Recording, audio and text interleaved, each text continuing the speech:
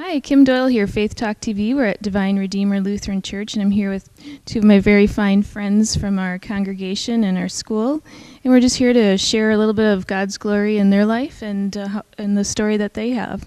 So first, I'm just going to welcome Mary and Steve Kuehl.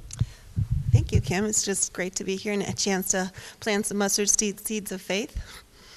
And I think we'll start off with Steve talking about his multiple myeloma and the process that's been. I guess we'll start at the very beginning, and where it all started was last December. I had a full knee replacement, and after going through that full knee replacement, it was discovered that I had cancer, and that was part of the systematic problem that I had with my knee, and we thought it was arthritis, and it really turned out to be cancer. Shortly after the diagnosis of the cancer, we went into immediate chemotherapy, and with that, we went into exploring the body and finding out what effects the cancer has on your body, and it was amazing to find out that not only was my knee affected, but the back of my skull was affected, and then my back as well. So thankfully now that I'm healed, but I did have to go through back surgery where 5 of my vertebrae were affected by the cancer, and now since May I've been in remission, so I've been cancer-free, awesome. which is good. So I've been through a lot of stages of treatment and still continue to do that, but we have one more coming up now in December, which would be an additional transplant from a donor, which would strengthen my immune system to take me past the point where chances of not having the cancer come back are good. It sounds like you're summing it up pretty quickly there, but it's been a long year, hasn't it? Yes, it has, but it's also been a short year in the respect that a lot of friends that you've had over the years have really come and stepped forward to be a friend, and family has done the same thing, and it's real touching to see that. And I would say the same thing for Frederick Hospital too. Made a lot of friends there from the staff standpoint, where they don't treat you as a patient, they treat you as a friend. Yeah, it was amazing. And Mary, you share some of your journey with us. Well, first of all, my verse that has gotten me through this is Proverbs 3, verses 5 through 6. Trust in the Lord in everything you do, and He will make your path straight. And I've just put my trust in God. I know there's been many times where Steve has been kind of out of it, and he doesn't necessarily always realize how out of it he had been from this cancer and all his treatments. But I remember praying diligently and just asking God to surround him and keep him safe and surround our family. And I remember feeling someone holding my hands as I'm praying. And I totally know that was the power of God and God's angels and their congregation and our friends praying for us. The friends, the faculty, the school, the children in my classroom, our neighbors, everybody has been so supportive of us, and it's just been miracle after miracle, and I can hardly tell you how God has touched our lives in so many ways, and so many people have been in our lives. One specific way, last year, my car had broken down, and it actually broke down in our garage. And what's the chance of your car breaking down in your garage? Right. God's angels. And it broke down in the garage, and I went in the house, and I said, I can't get my car to work. And my husband was home then, and he's like, well, did you try everything? And then my other son, Jacob, came, and he tried it, and my other son tried it, John, and no one could get the car to work. So we called AAA, and they hauled the car out of the garage and took it to the Gary's Auto, and came home, and the estimate was, $1,800 to have that fixed. And my husband goes, where are we going to get the money for that? Well, it was last week or so of school, and my class knew nothing about this.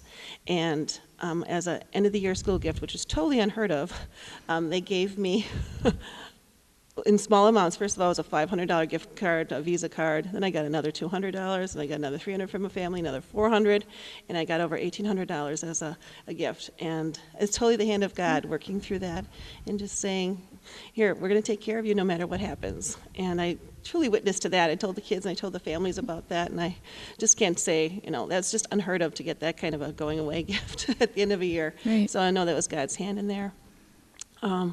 Some other examples have just been food when we needed some food.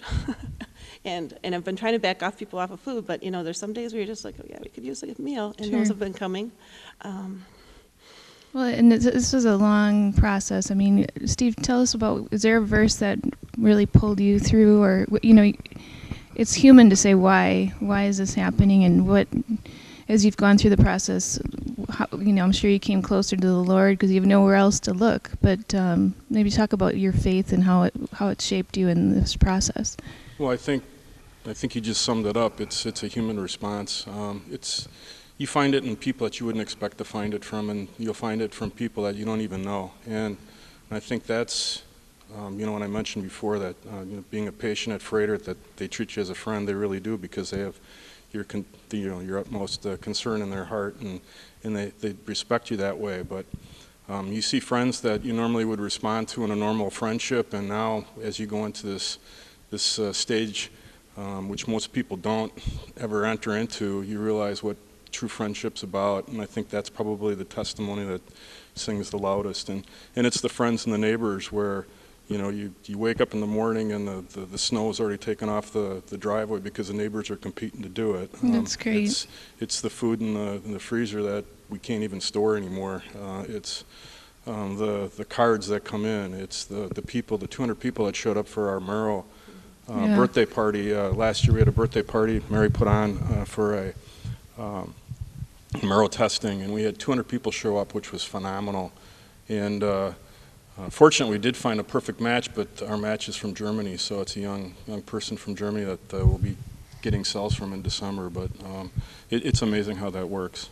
And that's just a miracle in itself, because the doctor said usually the best they can get is 8 out of 10. For a perfect match, it needs to be 10 out of 10, and 8 out of 10 is usually what they find. And to find a perfect match, 10 out of 10 is just a total answer to prayer, and God's working right there in our lives.